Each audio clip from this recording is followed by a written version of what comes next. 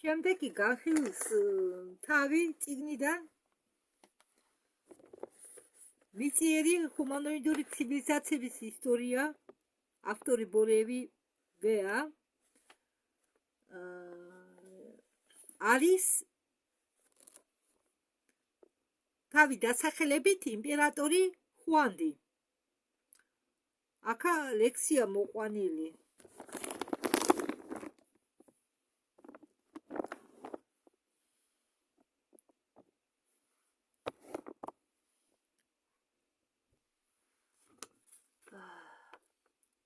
მე დავფრინავ ფრინველივით პლანეტის ზევით. ჩემი ანარეკლი კი ზღვებში და ჭაობებშია. დირიჟორობენ ბრთები სინათლის მუსიკას, მხოლოდ როგორ ჩავწერო ეს მუსიკა ნოტებად, ის სისმარში მე ვხატავ ფუნჯებით.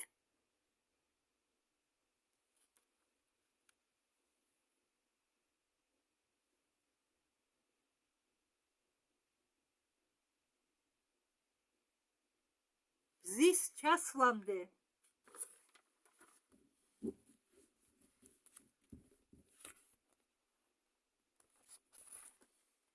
რისი გადაცემა ვერ შევძელი რეალურ დროში, როგორც ხატვარი. ცისარტყელის ზედ ბიჭი ფრთიანი, ცისარტყელის ქვეშ მოფრინავს სიზმარში ჩემთან ფერია ქალწული. ღმერთები, სირისიუანელები უეცრად კიდებენ მხრებზე და დედამიწას გადავყურებ და ვსტვენ თითქოს ფრინველი, რაც ვერ მომყევი ადამიანური ენით. ახლა გადავიდეთ ტესტზე. ერთ-ერთი კოსმოსური მასწავლებლები კაცობრიობისა მოსულები პლეიადებიდან ფუძის მთის ძირთან იყო მაღალი სული,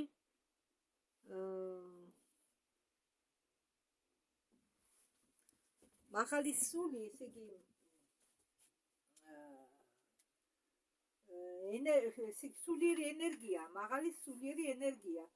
ის სული კი არა, რომლისგანაც ადამიანები არიან შემდგარი. არა, აქ იგულისხმება სულიერი, ძლიერი, ყველაზე მაღალი სულიერი ძალა. სახელად ხუანდი.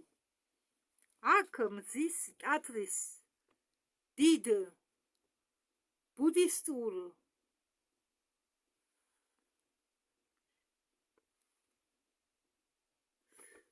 ბუდისტური არა, მზის სახლის დიდ აუდიტორიებში ის ასწავლიდა ბელადებს, მომავალი აზიატური ტომების ბელადებს და ერების ბელადებს, მედიტაციურ პრაქტიკებს სირიუსის და ორიონის ცივილიზაციებისა.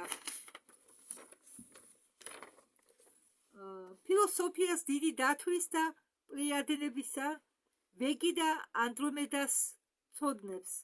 შემდგომ ის არაერთხელ განსახიერდებოდა დედამიწაზე და დარჩა კაცობრიობის მოკლე მეხსიერებაში, როგორც პირველი იმპერატორი გაერთიანებული ჩინეთისა, ხუანდი, როგორც ფილოსოფოსი დამფუძნებელი დაოსიზმისა, ლაოცი და როგორც უდიდესი იოგი ტიბეტისა და პოეტი მილარენა. ამ და სხვა სახელების ქვეშ მასწავლებელი შევიდა ლეგენდებში და ხალხურ თქმულებებში აღმოსავლურ ერებში. აქ რაც მე ხა ჩამოვთვალე იყო ის განსახიერებები, რომელშიც განსახიერდა ეს არსება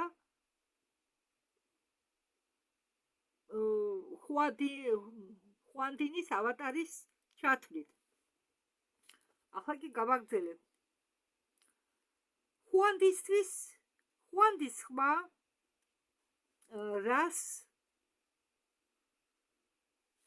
რა არის ეს ცივილიზაცია?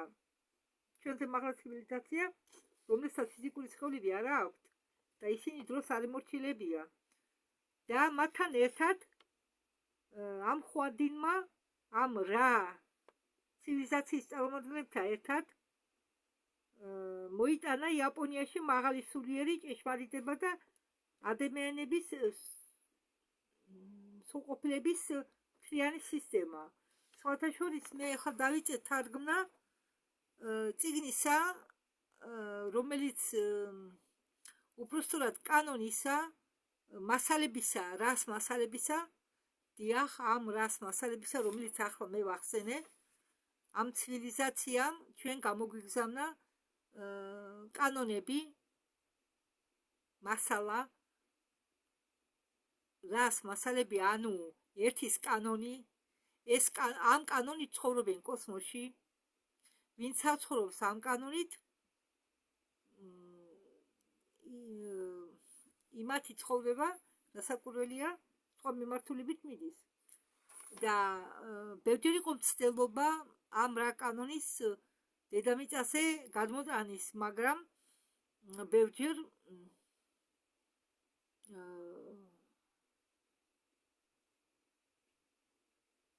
არ გაამართლა. მე ახლა დაწყებული მაქვს თარგმნა ამ კანონისა, რას მასალებისა, ზოგჯერ ინტერნეტში რა მასალებითა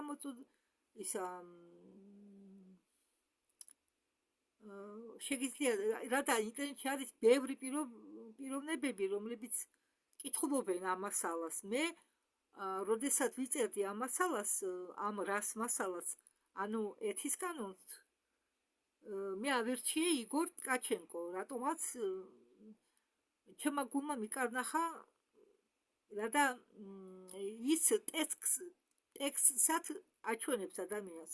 რუსულად რასაკვირველია გადათარგმნილი, ქართულად ეს არ არის, ამიტომ მე გადავწყვიტე ქართულად გადამეთარგმნა. თუნდაც იული არა.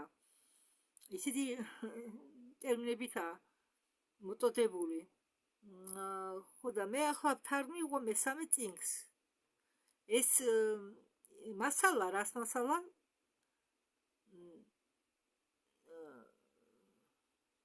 შედგება 5 წიგნისაგან.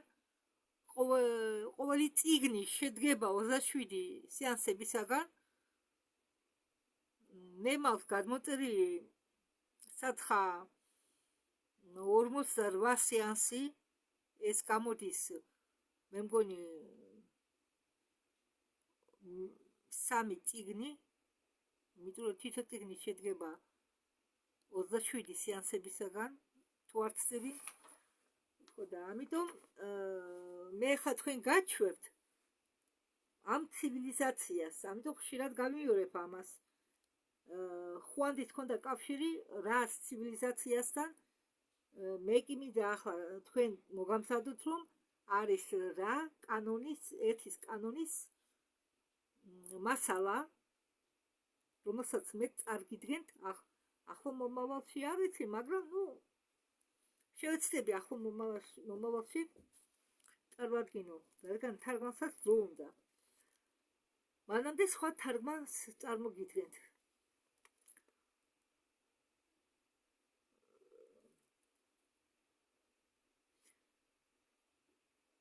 და ის წარმოადგენდა, ეს ხუანდინი წარმოადგენდა მხიარულ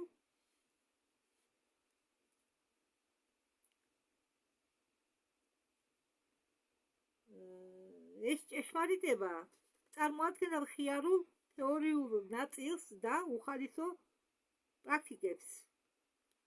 დილის მეცადინეობების დროს მზის ტაძარში მანტრების გუნდური სიმღერების შემდეგ და გამამხნევებელი ანულომა ვილომას მედიტაციის ან მედიტაციასთან გამამხნევებელი ანულომა ვილომა მედიტაციასთან ერთად სანთაზე მასწავლებელი ნათლად და ხატოვნად აღწერდა სამყაროს შექმნას, ღმერთით უდიდესი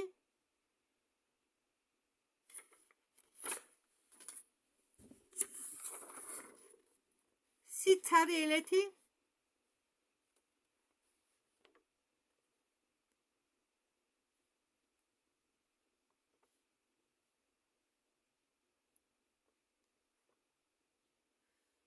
და მასეთნაირად ხსნიდა მიზანს და ასლს ადამიანური ცხოვრებისა. თავიანთ მოწაფებს უხსნიდა ამას და ახლა მე თქვენ წარმოგიდგენთ ტექსტს. თუ რას ეუბნებოდა თავის მოწაფებს.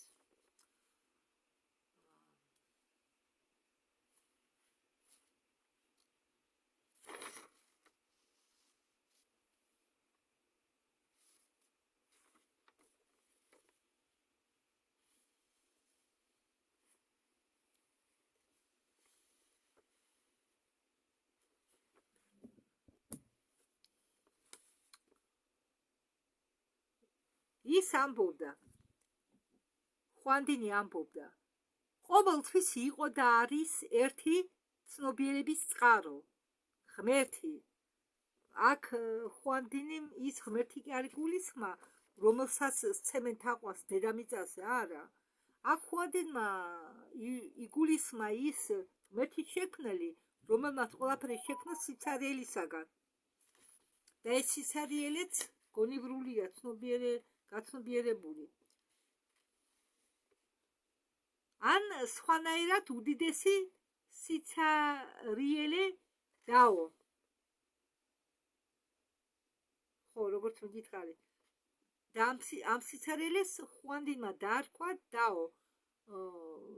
რიდან გამომდინარე მან შექმნა დაოსიზმი და შემოიტანა აზიაში, აზიატურ ქვეყნებში. ზოგჯერ მას უჩნდება სურვილი შექმნას და გამოხატოს თავისი თავი, თითქოს უნდა თავისი თავის გათნობა უფრო კარგად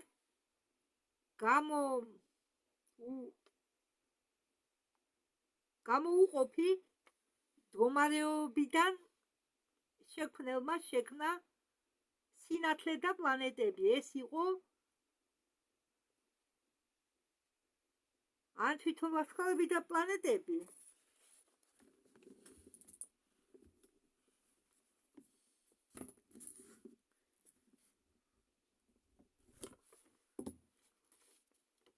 ან თვითონ ან არამედ მხოლოდ ოცნებები მათზე, აცრთა ფორმები. შემდეგ ღმერთმა შექმნა არასულიერი მცენარეები, არასულიერი ცხოველები და ადამიანები. ისინი იყვნენ არქეტიპები, იდეები, ოცნებები. მას მოიწონა ქმნილება, მაგრამ რაღაც არ ყოფნიდა. შემქმნელს არ ყოფნიდა მეგობრული ურთიერთობა.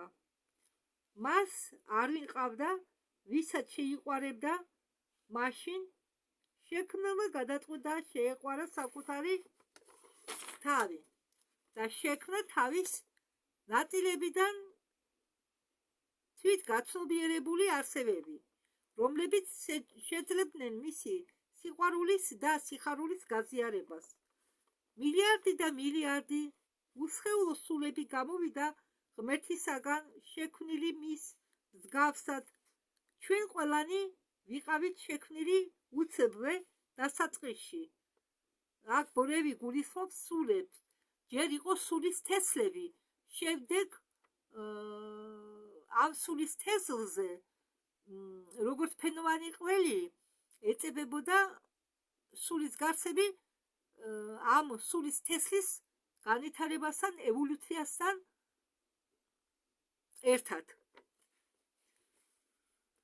ჩვენ ვიყავით არქეტიპ ორსქესიანი და ფლობდით არჩევნის თავისუფლებით. ჩვენ შემქმნელების ხატის მაგივრად გავემგზავრეთ საფრენად სხვადასხვა სამყაროებში, წვრილი პლანისა, ფანტაზიების ქმნილებებში, ახალ სამყაროებში. ჩვენ ვაფართოვებდით ჩვენ ასრთა ფორმებით ღვთის სამეფოს ყველა მიმართულებით და ზოგმა ჩვენგანმა ამ ფრენის დროს უსაზღროებაში შეამჩნიეს ფიზიკური სამყარო. ჩვენ დავინტერესდით მისით, რადგან ჩვენ არ ჰქონდა სხეულები. მაშინ ჩვენ დავიწყეთ პროექცირება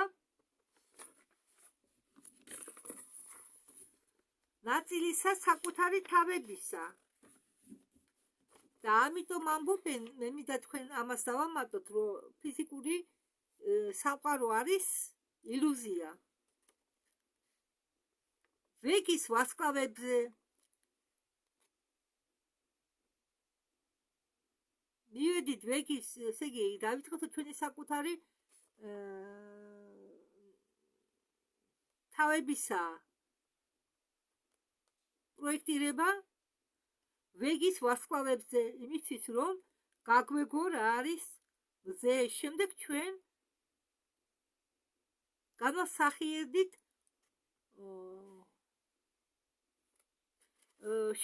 განვასახიერდებოდით პლანეტების სხეულებში, ლირის თანავარსკვლავებში. შემდეგ ჩვენ პროექცირებას ვაკეთებდით ცალკე ქვებში, რომ გაგვეგო რა არის მინერალები. შემდეგ ჩვენ ვასულიერებდით მცენარეებს, რომ გაგვეგო რა არის ხეები და ბალახები. ჩვენ შევდიოდით ცხოველების სხეულებში,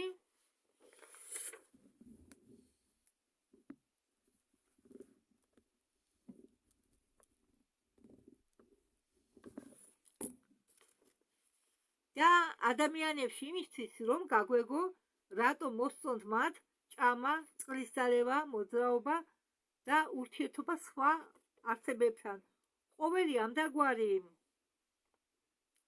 განსახიერების დროს ჩვენ ისევ ვუკეთებდით პროექცირებას საკუთარ თავს სულიერ პლანეტზე. ჩვენ ნახეთ, რომ ჩვენი გონება ფლობს არაჩვეუли უნარით ასრთა ფორმების შექმნისა, ცხოველების, მცენარეების, ადამიანების, პლანეტების. ჩვენით მოგონილი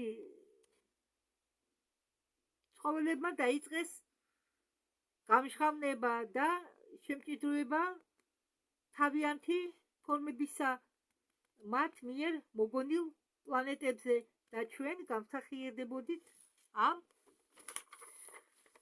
მატერიალიზებულ ცხოვრებაში. სამყარო დაემსგავსა თეატრს, რომელშიც ჩვენ თვითონ ვიყავით რეჟისორებიც, მსახიობებიც და მაყურებლებიც ერთდროულად. ჩვენ ისე გავერთეთ თამაშით, აზრების მატერიალიზაციით, მასე შევტოფეთ თამაში ცხოვრების სცენაზე, ცხოვრების და ადამიანების გასულიერებით, რომ რაღაც მომენტში დაგვავიწყდა ჩვენ ვინ ვართ სინამდვილეში. ბევრი ჩვენგანი გაება მახეში მატერიალისტური სამყაროში, იმის ფიქრით, რომ ჩვენ ვართ ჩვეულებრივი ადამიანები და ცხოველები და არა სულები, შემქმნელები სამყაროებისა. იმის შემდეგ, რაც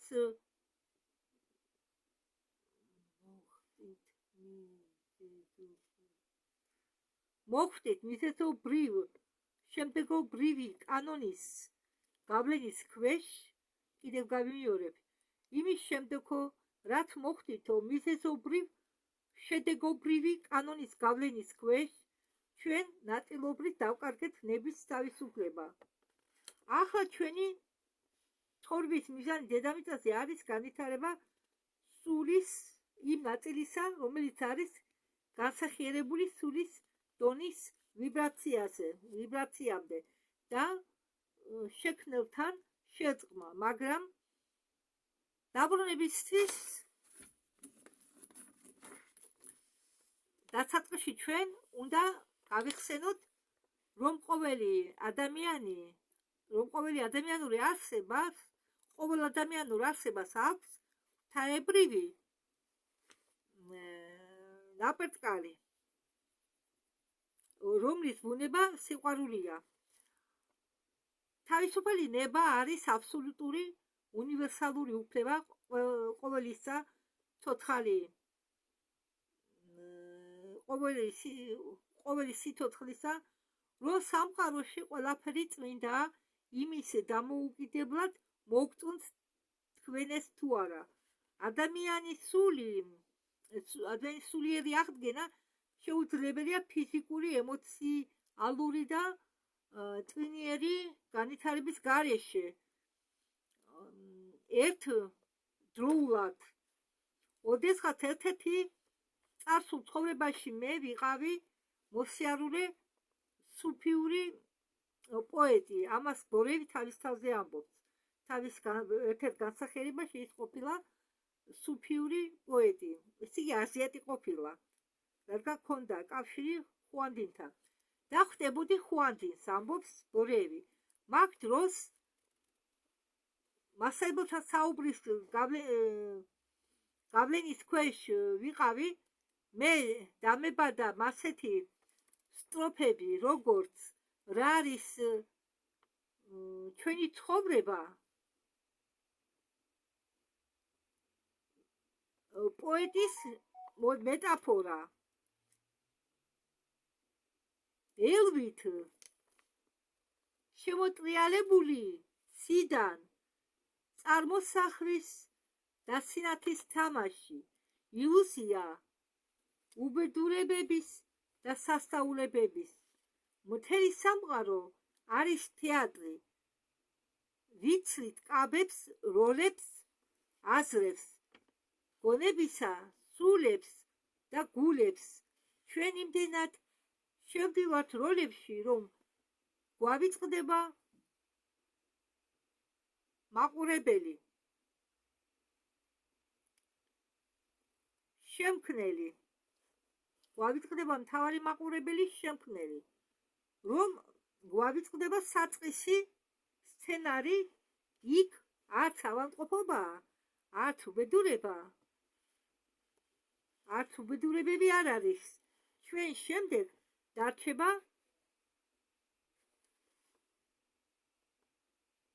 ხატი მხოლოდ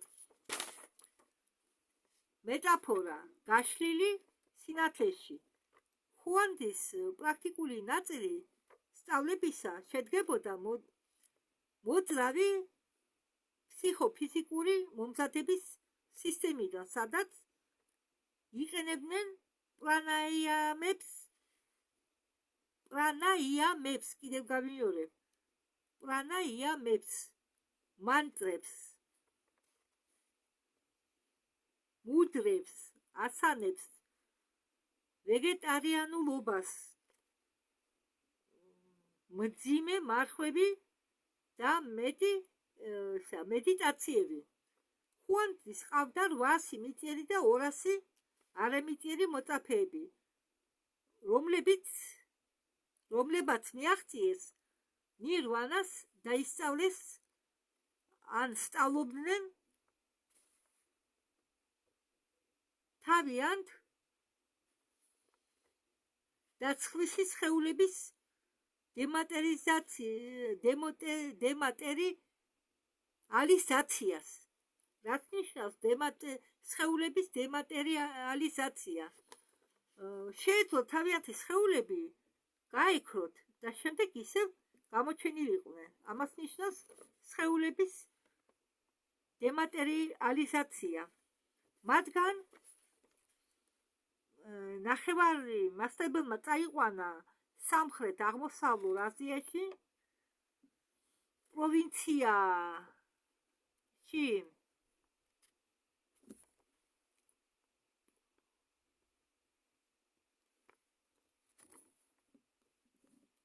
პროვინციული სახელმწიფოს ასაშენებლად.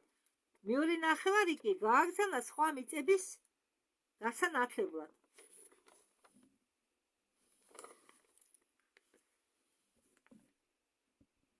შემდეგი განხილვის თემა არის ჩინეთი, პირამიდების ქვეყანა.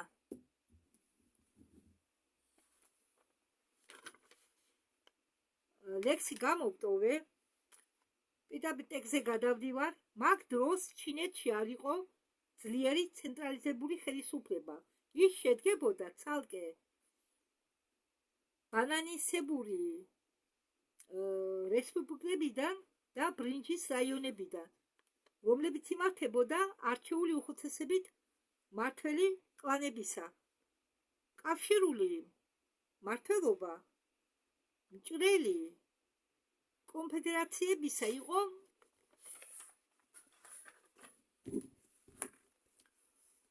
წარმოდგენილი საერთო ჩინეთის კარით, გაერთიანებული ჩინეთის კარით.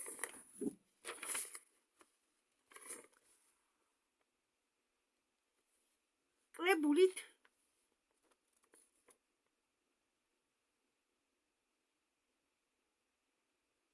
მმართველი ოჯახებისა და კლანებისა, როდესაც პლიადინელების კიდუბნები ავრცელებდნენ მონღოლოიდურ რასებს მთელ ტერიტორიებზე სამხრეთ აღმოსავლურ აზიაში, მაშინ მასწავლებელი ხუანდი გადასახლდა ზღაპრულ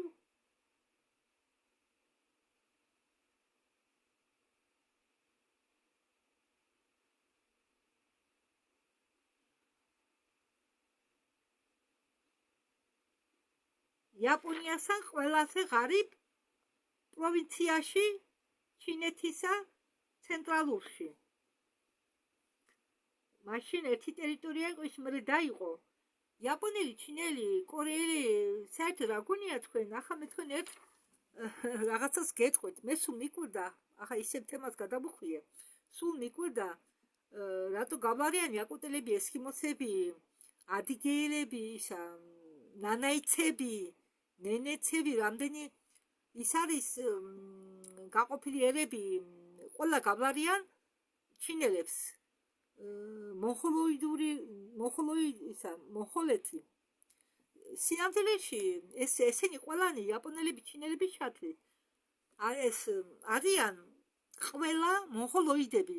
ესენი ეკუთვნიან მონღოლოიდურ რასას, მაგრამ როგორც წვნიანს აკეთებდა გემო და ფორმა და ფერი გამოდის იმის მიხედვით, თუ რისი წვნიანს აკეთებ, იმდაგვარად გამოვიდა საქმე ამ წვრილი თვალების დაყოფასთან დაკავშირებით. კარგი, ამას ახლა მე არ გადავუხო, რადგან ამაზე დეტალურად მაქვს მონაყოლი წინა ვიდეოებში. ასევე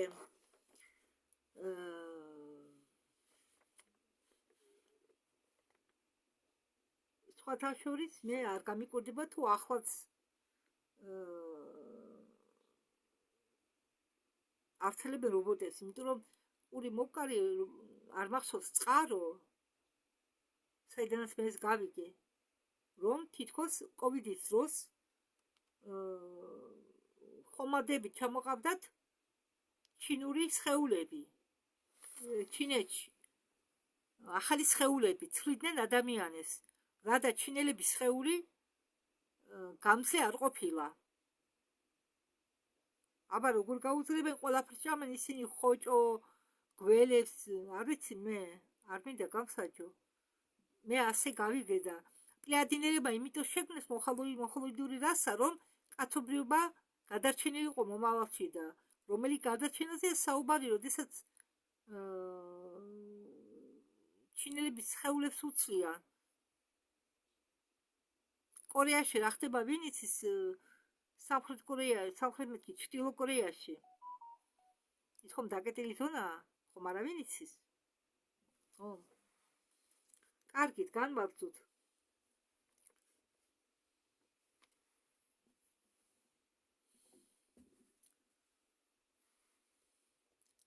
ხო. შემდეგ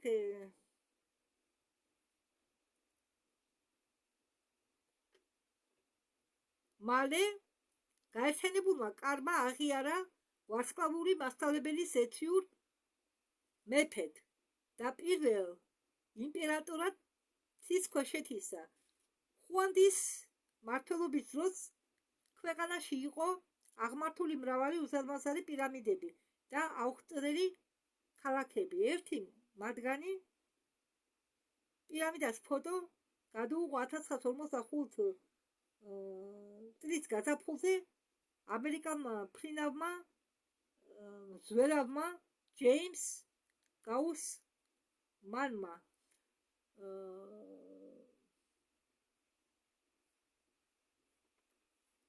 ხუანდის პირამიდა სიმაღლით 300 და სიგანეში ძირში 500 მეტრის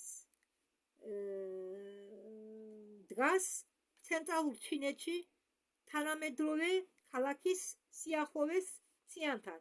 ის ორჯერ მაღალია ეგვიპტური პირამიდაზე ხეობზე და სამჯერ ძველი და 4ჯერ საიდუმლო არის მაგათზე. 1994 წელს მოიცადეთ. კიდევ გეტყვით მე რომ შეიძლება ვინმესის გაუგებარი იქნეს. ეს ჩინური პირამიდა, რომელიც დგას თანამედროვე ქალაქის ციანთან სიახლოვეში, სიმაღლეში არის 300 მეტრი, ძირში სიგანე არის 500 მეტრი. ხეობის პირამიდაზე უფრო ძველი არისო სამჯერ, 2ჯერ მეტი მაღალია და 4ჯერ მეტი საიდუმლოებითა დაფარული. ახლა კი გავაგრძელებთ. 1994 წელს გერმანელმა არქეოლოგმა გარტვინგ საუსდორფმა აღმოაჩინა და აღწერა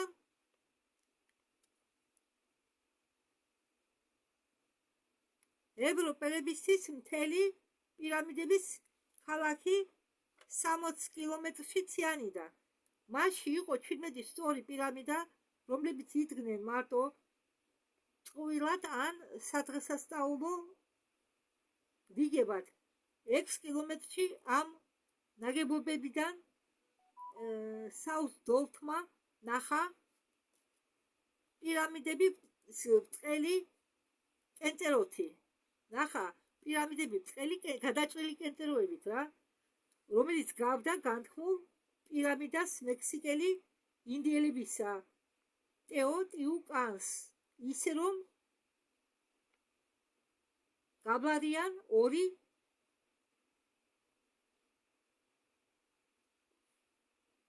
კვერცხიანი ტყუპები ერთმანეთს. ძველ კეთილ წლებში პრასემიტური ატლანტიდისა ეს გამოჭრილი პირამიდი ემსახურებოდა როგორც დასაჯდომი მოედანი კოსმოსური ხომალდეებისთვის. ხუანის მოწაფეებს, ჰიპერბორეელებს, ეგვიპტელების ხუანის მოწაფეებისთვის, ჰიპერბორეელებისთვის, რომლებიც ხომალდი ჯდებოდა, ეგვიპტელებისთვის და უთოპლანეტელებისთვის, რომლებიც ხომალდი ჯდებოდა ამ წვერ-მოჭრილ პირამიდებზე.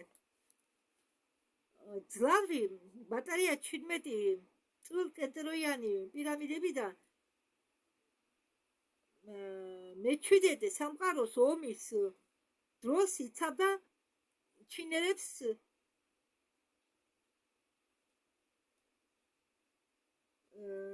ჩინურ სახელმწიფოს სხივური და გეოგრაფიული იარაღისაგან, ატლანტებისა და მათ მეკავშირეებისაგან და სამყაროს შერიგების დროს პირამიდის შიგ ასწავლიდნენ ახალგაზრდა მღვდლებს და გადიოდნენ ინიციაციას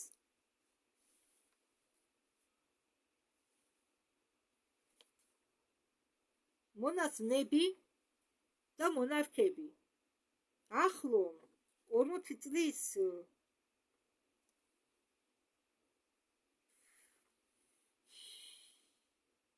ახლო 40 წელს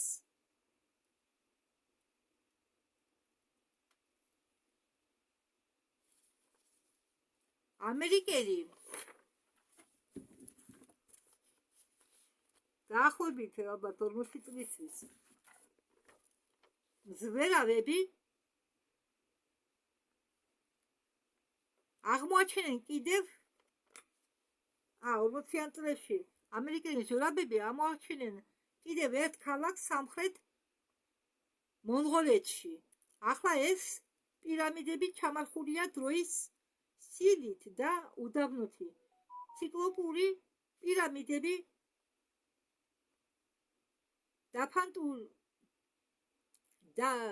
ციკლოპური პირამიდები და ფანტასტიკური ქალაქები უდაბნო გობიში იყვნენ შექმნილი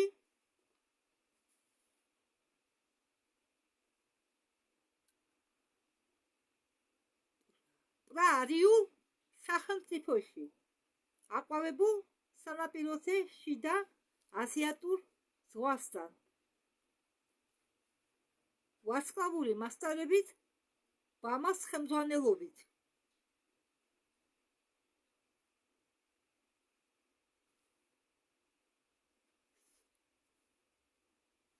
ადამიანების საკუთარი თავის გასაცნობად და გასაცნობიერებლად საწყისი მრავალმოხოლური ინფორმაცია რომელიც მისცა ხუანდინ თავიანთ მოწაფეებს მიახლოებით 120,000 წლის უკან გახდა ძლიერი წყარო კონცეფციისა მრავალი სულიერი სკოლებისა მათ შორის განსხვავებული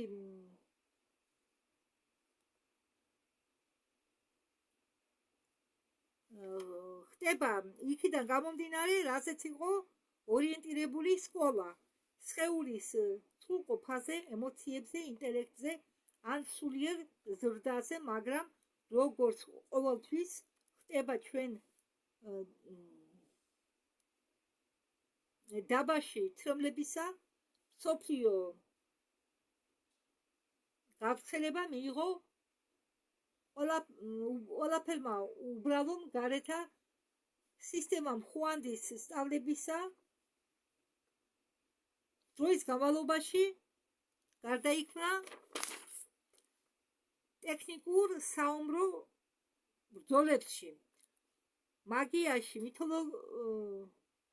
მითოხელოვნებაში შიდა ნაწილი კი ხუანდის სწავლებისა გამოიყენებოდა ცოტა სკოლებით ინდურ და დაოსურ იოგების მიერ რომლებიც თავის მიზნად დგამდნენ ადეპტის ცნობიერებას განვითარებას ღვთაებრივი სრულყოფილების დონეზე ესე იგი მასებითი არ იყო შიდა სწავლება განკუთვნილი როდესაც ხუანდინის გარდაცვალების შემდეგ ისე შეითვალა სწავლება რომ შიდა სწავლება იყო განკუთვნილი მხოლოდ ერთეული პიროვნებებისთვის ეზოტერიკური ტრადიცია თვლის ხუანდის დაფუძნებლად დაოსიზმისა დაო დე ძინი იყო ნაკარდახები მასშტაბებით კიდევ ერთხელ მე-6 საუკუნეში ჩვენ ერამდე როდესაც ის გამოვლინდა დედამიწაზე ლაოზის სხეულში ესე განსახიერდა ლაოზის სხეულში იმისთვის რომ აღედგინებინა ნახევრად დავიწყებული და მორგებული ეგოისტური სურვილების ქვეშ ადამიანისა წინაპრების ცოდნა ატლანტების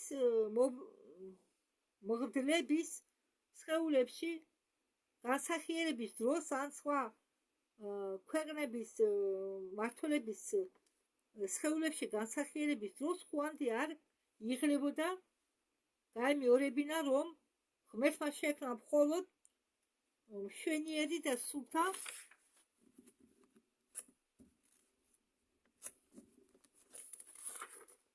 ნივთები რომელიც სამყაროში არ არის არც ბოროტება არც არანაირი ეშმაკი ეშმაკად გამოვლინდება ადამიანის ტვინი და სურვილები რომ ნებისმიერი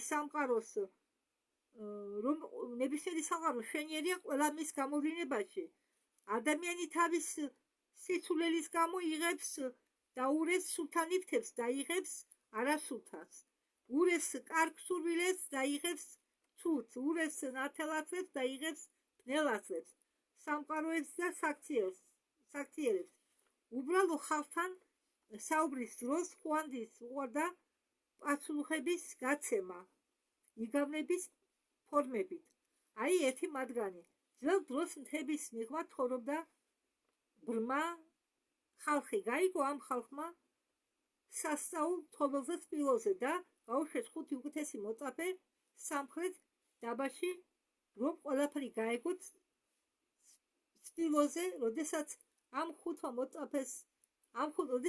მოწაფეს მიუყვანეს სპილო პირველმა მოუთათუნა სპილოს ფეხებზე და თქვა სპილო სტოპია.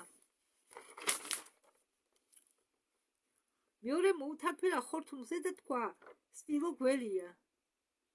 მესამემ დიდხანს ატრიალა სპილოს ყუდი ხელში და თქვა სპილო ბაწარია. მეოთხე სპილოს ყურს უფათურა ხელი დიდხანს სანამ არ თქვა სპილო ეს პერგამენტია. მეხუთე მოწაფე მოუთათუნა მუცელს და თქვა სპილო ეს დიდი ბალიშია. მეცნიერები დაბრუნდნენ სამშობლოში და თავიანთ ხალხს უთხრეს, რომ სპილო ეს სტოპია, ეს გველია, ეს ბაწარია, ეს პერგამენტია, ეს დიდი ბალიშია და მთავარი ის არის, რომ არავინ ამბობდა ტყუილს.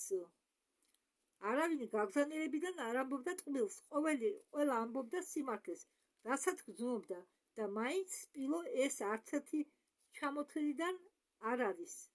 ბრმა ხალხი ეს არის ჩვენი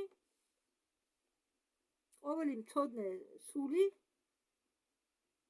ეს არის ჩვენი ყოველი მცოდნე სული. უკაცრავად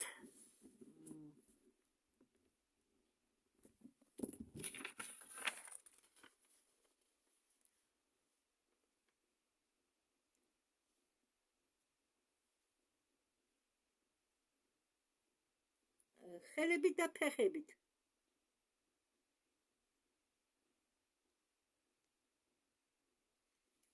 ყოვლისმცოდნე სული, რომ სპილო ეს არის ჩვენი ყოვლისმცოდნე სული, დაბმული ხელებით და ფეხებით და ჩაგდებული ბნელ კაცობრიობის სხეულში.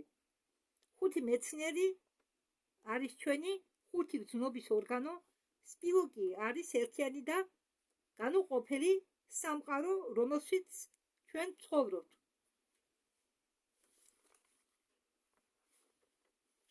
აქ შევჩერდეთ, რადგან შემდეგი თავი ცოტა ვრცელია, ამიტომ მე ვერ ჩავდები დროში, რადგან ტელეფონით ვიდეოს და შემდეგ ვიდეოში განვიხილავთ თემას ხუანდის ბრძოლა რობოტებს ჩიასთან.